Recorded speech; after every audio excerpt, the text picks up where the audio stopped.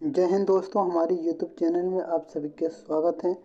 दोस्तों, ये हमारा चैनल का नाम है नगेंद्र डिजिटल एकेडमी। दोस्तों, अभी तक हम बात कर रहे थे जीएस प्रैक्टिस सेट के बारे में, जो अभी तक हमने 10 क्लास को लिया है और आज हमारा 11वां क्लास है।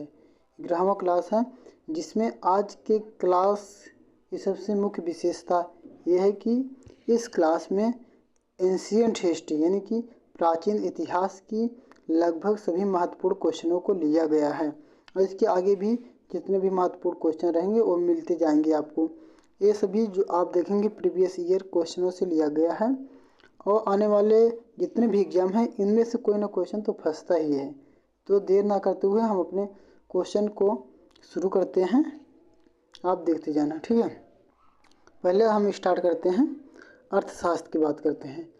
अर्थशास्त्र में राज्य को कितना बताया गया है, कितने राज्य हैं अर्थशास्त्र में, कितने राज्य हैं, ठीक है। राज्य बेसिकली यहाँ से ऐसा होना चाहिए, अर्थशास्त्र में राज्य के कितने अंग बताए गए हैं, ठीक है। राज्य के कितने अंग बताए गए हैं, तो 7 अंग हैं। कौन कौन से हैं? राजा, अमात्य, जनपद, दुर्ग, कोष, दंड और मित्र। ये बहुत ही महत्वपूर्ण है। अर्थशास्त्र में राज्य के कितने अंग बताए गए हैं? 7 अंग बताए गए हैं। राजा, अमात्य, जनपद, दुर्ग, कोष, दंड और मित्र, ये 7 हैं।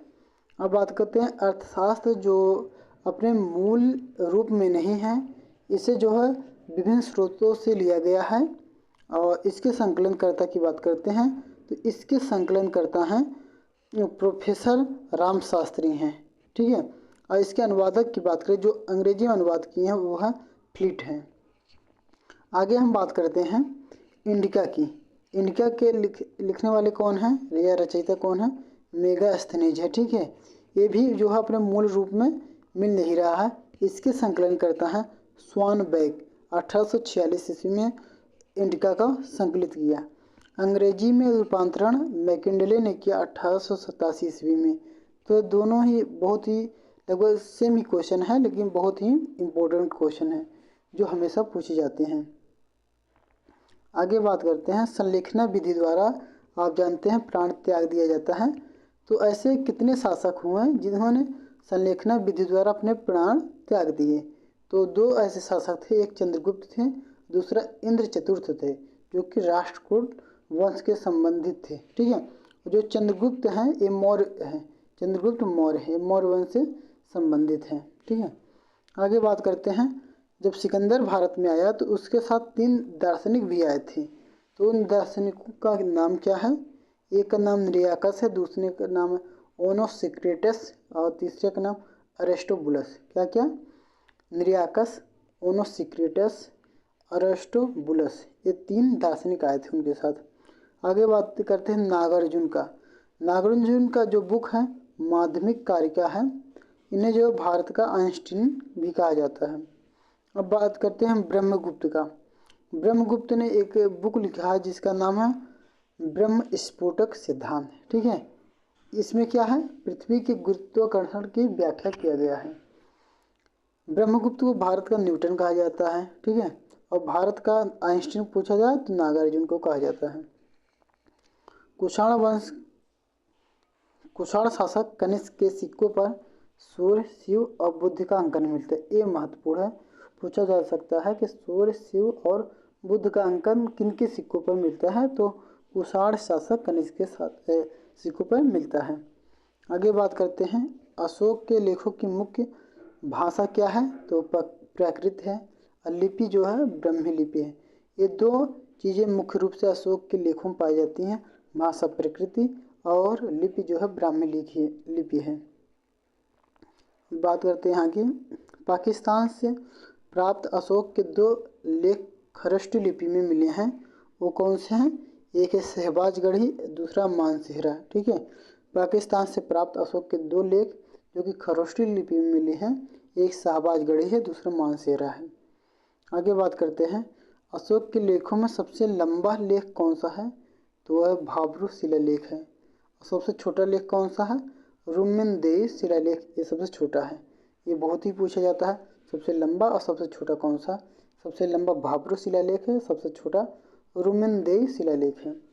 आगे बात करते हैं मास्की शिलालेख जो है ये भी अशोक से संबंधित है। इसमें क्या कहा गया है, सर्वप्रथम स्वयं का नाम यानी अशोक का नाम अशोक मिलता है, नहीं तो और जितने भी है उसमें प्रियदर्शी मिलता है।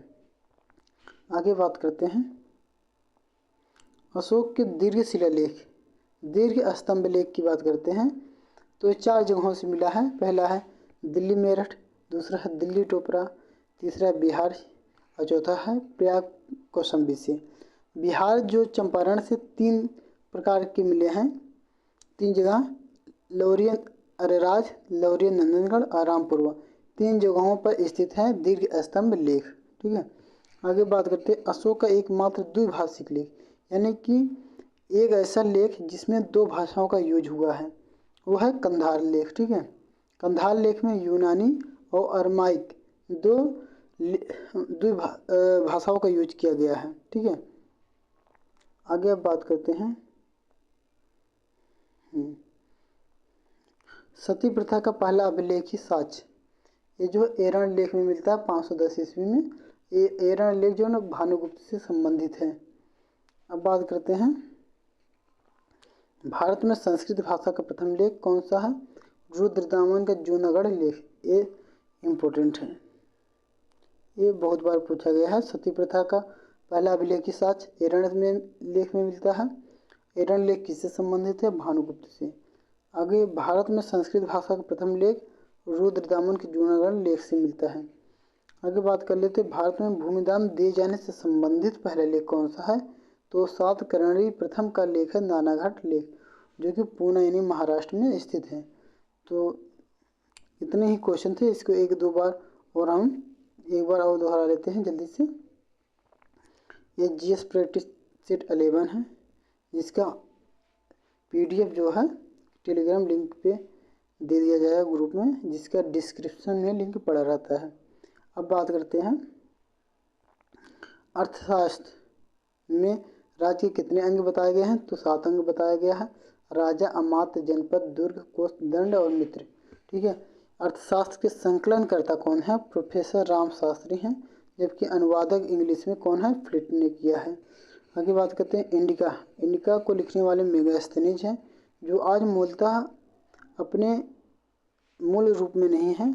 और इसके संकलनकर्ता की बात करते हैं इंडिका की संकलनकर्ता कौन है, स्वानबैक है, 1846 ईस्वी में किया। जबकि अंग्रेजी में रूपांतरण मैकिंडले ने किया था 1887 में। संलेखना विधि द्वारा प्राण त्यागने वाले 2 राजा थे, चंद्रगुप्त मौर्य और दूसरा थे इंद्र चतुर्थ, राष्ट्रकूट वंश से संबंधित थे। सिकंदर के शब्द जो है 3 दार्शनिक आए थे, एक निरियाकस, दूसरा ओनोस सिक्रेटस और तीसरा है अरिस्टोबुलस। निरियाकस, ओनोस सिक्रेटस और अरिस्टोबुलस। नागार्जुन की एक बुक है जिसे माध्यमिक कार्य कहा जाता है। नागार्जुन को भारत का आइंस्टीन भी कहा जाता है। ब्रह्मगुप्त की बात करें तो ब्रह्मगुप्त ने एक सिद्धांत दिया जिसे कहते हैं ब्रह्म स्फुटक सिद्धांत। ठीक है, और इसी कारण इन्हें भारत का न्यूटन भी कहा जाता है। अच्छा, ब्रह्म स्फुटक जो सिद्धांत है इसमें पृथ्वी के गुरुत्वाकर्षण की व्याख्या किया गया है। आगे बात करते हैं कुषाण शासक कनिष्क के सिक्कों पर सूर्य, शिव और बुद्ध का अंकन मिलता है। अशोक के लेखों में मुख्य रूप से जो भाषा यूज हुआ वो प्रकृति है और लिपि जो है ब्राह्मी लिपि का यूज किया गया है। पाकिस्तान से प्राप्त अशोक के 2 लेख खरोष्टी लिपि मिले हैं, वो लेख हैं शहबाजगढ़ी और मानसेहरा लेख। आगे बात करते हैं अशोक के लेखों में सबसे लंबा लेख जो है भाब्रू शिलालेख है, जबकि सबसे छोटा जो है रुमिनदेई शिलालेख है। मास्की शिलालेख में अशोक का नाम अशोक मिलता है। ठीक है, अशोक। आगे बात करते हैं अशोक के दीर्घ स्तंभ लेख कितने हैं, 4 जगहों से मिला है। दिल्ली मेरठ, दिल्ली टोपरा, बिहार से 3 जगहों से मिला है। लौरी अरेराज, लौरी नंदनगढ़, रामपुरवा से और प्रयाग कौशाम्बी से मिला है। अशोक के एकमात्र द्विभाषिक लेख कौन सा, कंधार लेख। इसमें कौन सा लैंग्वेज यूज हुआ, यूनानी और अरमाइक यूज हुआ है। अब बात करते हैं सती प्रथा का प्रथम अभिलेखी साक्ष्य कहाँ मिला है, एरण से मिला है, जो कि भानुगुप्त से संबंधित है। और भारत में संस्कृत भाषा का प्रथम लेख कौन सा, रुद्रदामन का जूनागढ़ लेख। ठीक है, आगे बात करते हैं भारत में भूमिदान। भारत में भूमिदान दिए जाने से संबंधित पहला लेख कौन सा? तो नानाघाट लेख है, सातकर्णी प्रथम से संबंधित है और ये स्थित कहाँ है? महाराष्ट्र पुणे में स्थित है। ये सभी जो है क्वेश्चन आपको यहाँ से यूट्यूब चैनल से मिलता है और इसका जो है लिंक जो PDF मिलेगा हम टेलीग्राम पे देंगे, जिसकी लिंक जो है डिस्क्रिप्शन में दिया रहता है। इसको जो है 2-3 बार जितनी बार हो सके आप दोहरा लेना, जिससे आपको याद हो जाएगा। आप देख सकते हैं कि जो ये क्वेश्चन दिए गए हैं ये लगातार पूछे जाने वाले क्वेश्चन हैं, जिससे आप सभी के लिए लाभदायक सिद्ध होगा। धन्यवाद।